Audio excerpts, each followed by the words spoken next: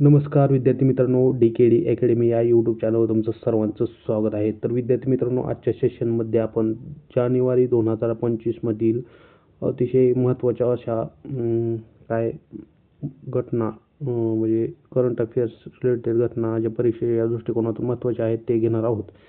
चला तर आता पहिला प्रश्न काय आहे ते बघू. पहिला प्रश्न बघा आहे, संरक्षण मंत्री राजनाथ सिंह यांच्या अध्यक्षतेखाली झालेल्या बैठकीत 2025 हे काय म्हणून साजरे घोषित करण्यात आलेले आहे. तर याचं काय, संरक्षण सुधारणा वर्ष म्हणून घोषित करण्यात आलेले आहे.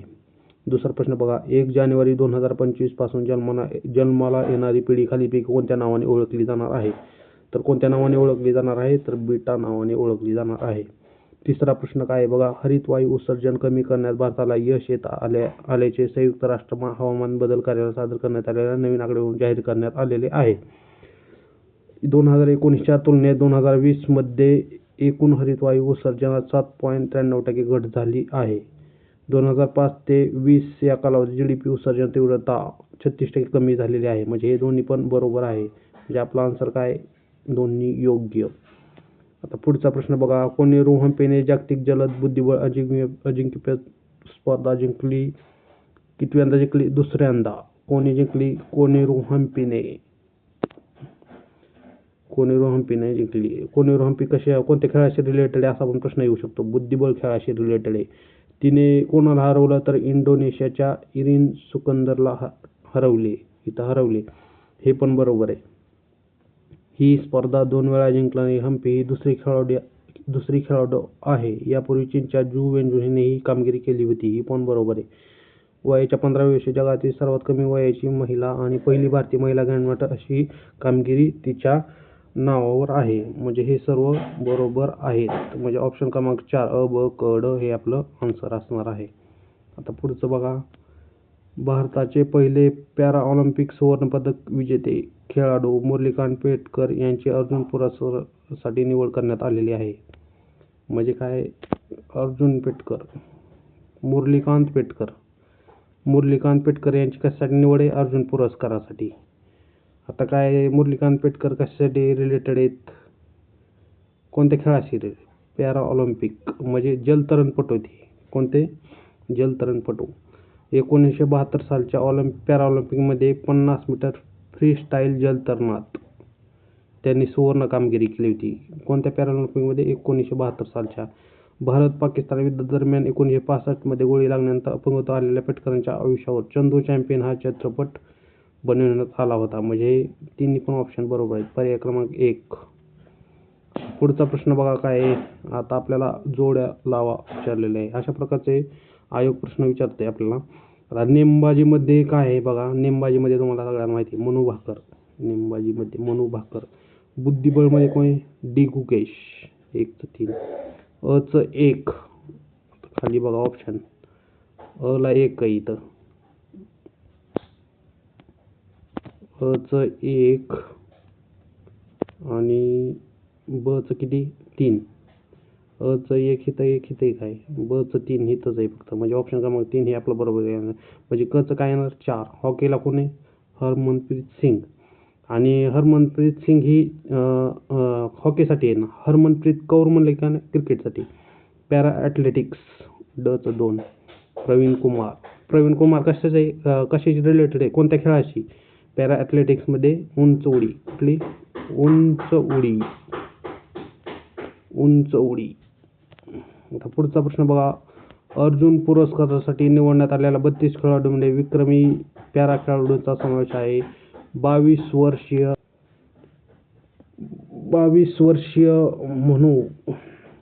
वर्षीय म्हणून एकाच ऑलिम्पिकमध्ये 2 पदके जिंकणारी स्वतंत्र भारताची पहिली खेळाडू ठरली. तिने ऑगस्ट 2024च्या पॅरिस येथे झालेल्या ऑलिम्पिक स्पर्धेत 10 मीटर एअर रायफल पिस्तूल प्रकारात वैयक्तिक व मिश्र सांघिक गटात कांस्य पदक मिळवले. म्हणजे हे पहिलं बरोबर आहे. अर्जुन पुरस्कार निवडून आलेल्या 32 खेळाडू विक्रमी पॅरा खेळाडूंचा समावेश आहे. अर्जुन पुरस्कारात किती जणांना दिला आहे, 32 जणांना. त्यात पॅरा खेळाडू जास्त संख्येने सहभाग आहे. 18 वर्षीय गुकेशने सर्वात युवा बुद्धिबळ जगजेता ठरवण्याचा मान मिळवला. बरोबर आहे हे पण. हरमनप्रीत सिंगच्या नेतृत्वाखाली भारतीय पुरुष संघाने सलग दुसऱ्यांदा ऑलिम्पिक पदक जिंकले आहे. सलग दुसऱ्यांदा जिंकले का? हे पण बरोबर आहे. पॅरा उंच उडीपटू प्रवीणने पॅरिस पॅराऑलिम्पिकमध्ये T64 श्रेणी सुवर्ण यश संपादन केले. आता ते श्रेणी पण आपल्याला आयोग विचारू शकतो. कुठली श्रेणी? T64. कोण? प्रवीण, उत्तर प्रदेशचा आहे. पॅरा उंच उडीपटू. म्हणजे बघा याच्यामधलं काय आपल्याला यापैकी काय विचारलं आपल्याला? अयोग्य विचारलंय. इथं काय विचारलंय? अयोग्य. म्हणजे याच्यापैकी एकही अयोग्य नाही. पुढचं बघा. खेलरत्न पुरस्कार मिळालेल्या खेळाडूंना पदक, प्रशस्तीपत्रक आणि रोख 25 लाख रुपये देण्यात येतात. कुठल्या खेळाडूंना खेलरत्न पुरस्कार मिळाल्या खेळाडूंना किती रुपये देण्यात? 25 लाख रुपये. आणि अर्जुन पुरस्कारासाठी किती? 25 लाख नाही तर किती? 15 लाख रुपये. 15 लाख. म्हणजे इथं काय येणार? फक्त अयोग्य येणार आहे. आता बाल्ड ईगल हे खालीलपैकी कोणत्या देशाचा राष्ट्रीय पक्षी म्हणून मान्यता देण्यात आलेली आहे? बाल्ड ईगलला कोणत्या देशाचा राष्ट्रीय पक्षी देण्यात मान्यता दिली? अमेरिकेचा आहे बाल्ड ईगल. सध्या चर्चेत असणारे M.T. वासुदेवन नायर यांचे निधन झालेले आहे आणि ते कशाशी संबंधित आहेत? तर विद्यार्थी मित्रांनो, याच्यामध्ये काय आपल्याला M.T. वासुदेवन नायर एखादी व्यक्ती देतात आणि ते कोणत्या क्षेत्राशी रिलेटेड आहे असा प्रश्न आपल्याला विचारू शकतात. तर याच्यामध्ये बघा याचं कोणत्या क्षेत्राशी रिलेटेड आहेत हे? तर हे साहित्यिक होते. कोण? M.T. वासुदेवन. सॉफ्टवेअर निर्यातीत पुणे देशात कितव्या क्रमांकावर आहे? आता पुणे देशात विचारलं येईल. आपल्या देशात पुणे देशात कितव्या? 3ऱ्या क्रमांकावर आहे. कितव्या? 3ऱ्या. पहिला क्रमांक कोण असणार आहे सॉफ्टवेअर निर्यातीत? बँगलोर. कोण? बँगलोर सॉफ्टवेअर निर्यातीत 1 नंबरला आहे. 11चं काय आन्सर येते मग? 2 नंबर. म्हणजे 3ऱ्या क्रमांकावर आहे. आता पुढचा प्रश्न बघा. पोखरण 1 आणि पोखरण 2 अणुचाचण्यांमध्ये मोलाची भूमिका बजावणारे प्रख्यात अणुशास्त्रज्ञ क्रिस्टलोग्राफर राजगोपाल चिदंबरम यांचे दिनांक 4 जानेवारी 2025 रोजी वयाच्या 19व्या वर्षी निधन झाले. बरं. त्यांनी भूषवलेली पदे: बाबा अणुसंशोधन केंद्राचे संचालक, अणुऊर्जा आयोगाचे अध्यक्ष, अणुऊर्जा विभागाचे सचिव, सौर 995 काळजी आंतरराष्ट्रीय अणुऊर्जा एजन्सी गव्हर्नमेंटचे अध्यक्ष, भारत सरकारचे प्रमुख वैज्ञानिक सल्लागार म्हणून त्यांनी काम पाहिले आहे. म्हणजे हे सर्व बरोबर आहे. त्यांनी भूषवलेली सर्व पदे आहेत. आणि त्यांना काय बघा, पोखरण 1 आणि 2 साठी मोलाची कामगिरी केलेली आहे. काय? कोण आहे ते? क्रिस्टलोग्राफर राजगोपाल चिदंबरम. त्यांचं आता निधन झालेलं आहे. 1975 मध्ये पद्मश्री. त्यांना काय 1975 मध्ये पद्मश्री व 1999 मध्ये पद्मविभूषण देऊन सन्मानित करण्यात आले होते. हे पण बरोबर आहे. म्हणजे 75 मध्ये पद्मश्री आणि 99 मध्ये पद्मविभूषण. काय बघा पुढचं काय? त्यांच्या उच्च दाब भौतिकशास्त्र अर्थात क्रिस्टलोग्राफी व पदार्थ विज्ञान क्षेत्रातील संशोधनामुळे विज्ञान क्षेत्रातील अभ्यासकांना या क्षेत्रातील विज्ञान समजून घेताना मोलाची कामगिरी मदत मिळाली. त्यांच्या या क्षेत्रातील मूलभूत कामामुळे भारताच्या पदार्थ विज्ञान क्षेत्राच्या आधुनिकतेचा पाया रचला गेला. म्हणजे हे पण बरोबर आहे. म्हणजे यांच्याशी रिलेटेड सर्व ऑप्शन बरोबर आहेत. आता बघा बिनचूक असणारे. बिनचूक म्हणजेच काय? बरोबर असणारे कोण? वरील सर्व बरोबर आहेत. वरील सर्व बरोबर आहेत.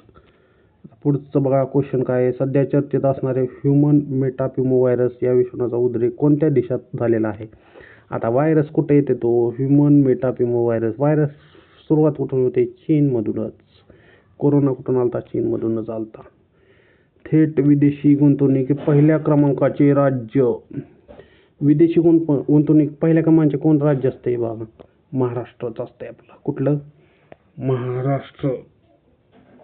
ऑफकोर्स महाराष्ट्रात येणार आहे. आणि ह्याच्यामध्ये पण महाराष्ट्रात येणार आहे आपलं. कशामध्ये? कर संकलनामध्ये पण महाराष्ट्रच अव्वल असते. आता पालकमंत्री हे पद खालीलपैकी कोणत्या राज्यात अस्तित्वात आले? पहिल्यांदा कुठल्या राज्यात अस्तित्वात आले? हा प्रश्न IMP. तर ह्या कुठल्या राज्यात अस्तित्वात आले? तर महाराष्ट्र राज्यात अस्तित्वात आले पहिल्यांदा. डॉक्टर शंकरबाबा पुंडलिकराव पापलकर यांनी टिंबरेम यांचे जीवन चांगले बनवण्यासाठी आपले संपूर्ण जीवन समर्पित केले आहे. तर कोणाचे जीवन चांगले बनवण्यासाठी? दिव्यांग व अनाथ लेकरे यांचे. कोण? शंकरबाबा पुंडलिकराव पापलकर यांनी. पुढचा प्रश्न बघा.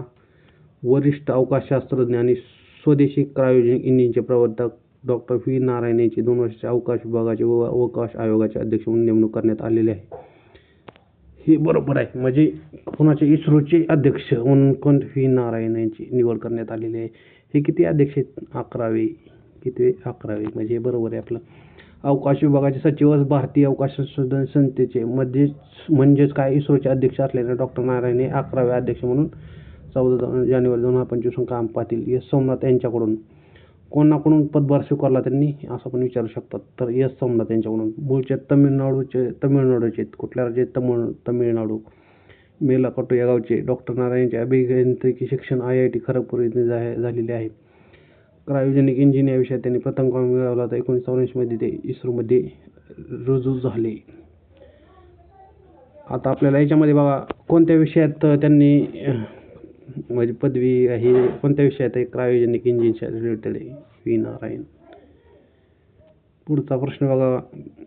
पॉलिथिन IUD या गर्भधारणरोधका शोध लावून अनेक महिलांना गर्भपाताच्या वेदनेतून मुक्तता मिळवून देणारे आणि गर्भपातामुळे होणारा मातामृत्यू रोखण्यास हातभार लावणारे पद्मश्री डॉक्टर रुस्तम सुनावाला यांचे नुकतेच निधन झालेले आहे.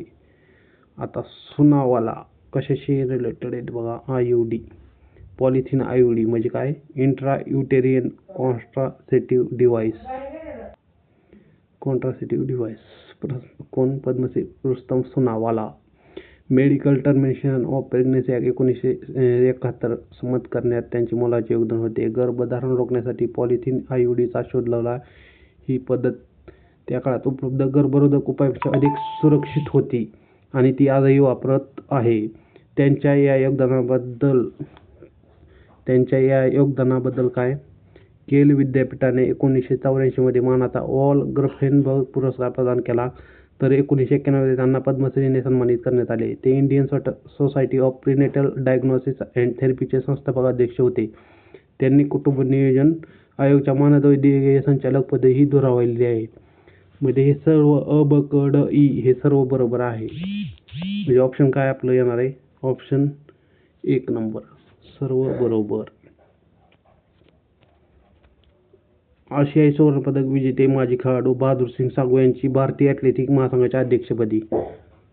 ॲथलेटिक्स महासंघाच्या अध्यक्षपदी कुणाची निवड झालेली आहे? बहादूर सिंग सागू.